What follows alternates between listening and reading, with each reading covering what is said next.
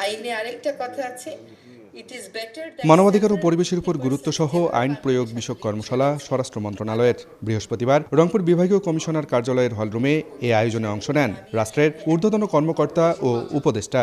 Police super আছেন, ওসিরা আছেন। কর্মশালায় অংশ নিয়ে আইজিপি বলেন, আইন শৃঙ্খলা রক্ষায় পুলিশ ঘুরে দাঁড়ানোর চেষ্টা করলেও বিভিন্ন জায়গায় বাধার মুখে পড়ছে। এখন আইন প্রয়োগ করতে গিয়ে আমরা বিভিন্ন জায়গায় বাধার সম্মুখীন হচ্ছে, অনেক সময় আক্রমণ করা হচ্ছে।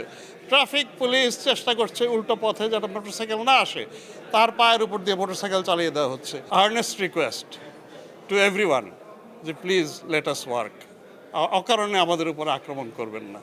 আন্তর্জাতিক অপরাধ ট্রাইব্যুনালের চিফ প্রসিকিউটর তাজুল ইসলাম বলেন, গত সরকার বাংলাদেশকে শাসনের নামে পৈশাচিকতার স্বর্গরাজ্যে পরিণত করেছিল। আয়নাঘরের সংস্কৃতি আর বাংলাদেশে থাকবে না।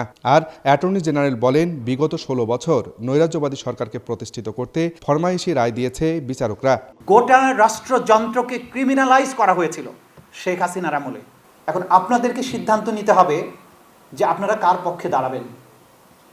আপনার যেই তরতাজা তরুণ সন্তান যে তার জীবন দিয়ে জাতিকে মুক্তি দিয়েছিল তার পক্ষে দাঁড়াবেন, নাকি যে আপনার সহকর্মী যে এই অপরাধগুলো করেছে তার পক্ষে দাঁড়াবেন। রাতের বেলায় একদিনে 20টা 25টা 30টা সাক্ষী এনে প্রতিপক্ষকে ঘায়েল করার জন্য সাক্ষী রেকর্ড করে রায় ঘোষণা করা হচ্ছে, তখন আমাদের হৃদয়ে রক্তক্ষরণ হয়েছে।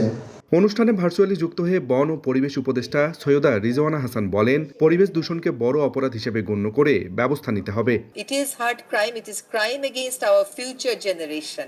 So how can it be a soft crime? খুন করে একটা মানুষকে মেরে ফেলে, কিন্তু বায়ু দূষণ দিয়ে তো আমরা প্রতি বছর 2 লক্ষ মানুষ মারতেছি। কর্মশালায় মূল বক্তব্য উপস্থাপন করেন স্বরাষ্ট্র মন্ত্রণালয়ের সিনিয়র সচিব নাসিমুল গনি। এ সময় মাঠ পর্যায়ে কাজ করতে গিয়ে বিভিন্ন অসুবিধার কথা তুলে ধরে তার প্রতিকার চান অংশগ্রহণকারীরা। আব্দুর রশিদ জীবন, সময় সংবাদ, রংপুর।